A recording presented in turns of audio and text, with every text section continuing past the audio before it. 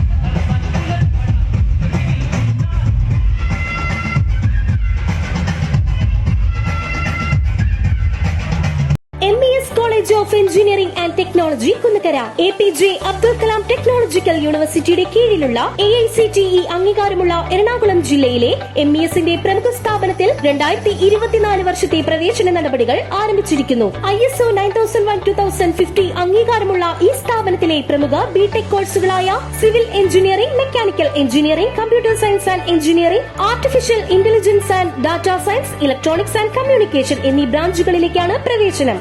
വിദ്യാർത്ഥികൾക്ക് college bus ഉപയോഗം തികച്ചും സൗജന്യമായിരിക്കും. MES മാനേജ്മെന്റിന്റെ കീഴിലായതിനാൽ വളരെയധികം ക്യാമ്പസ് റിക്രൂട്ട്മെന്റ് നടക്കുന്നു. സാമ്പത്തികമായി പിന്നോക്കം നിൽക്കുന്ന പെൺകുട്ടികൾക്ക് ഹോസ്റ്റൽ താമസവും ഭക്ഷണം തികച്ചും സൗജന്യം. ഉയർന്ന മാർക്കുള്ള വിദ്യാർത്ഥികൾക്ക് MES സ്കോളർഷിപ്പുകൾ നൽകുന്നു. അഡ്മിഷന് വേണ്ടി ബന്ധപ്പെടേണ്ട നമ്പറുകൾ 944477816111 8089992165.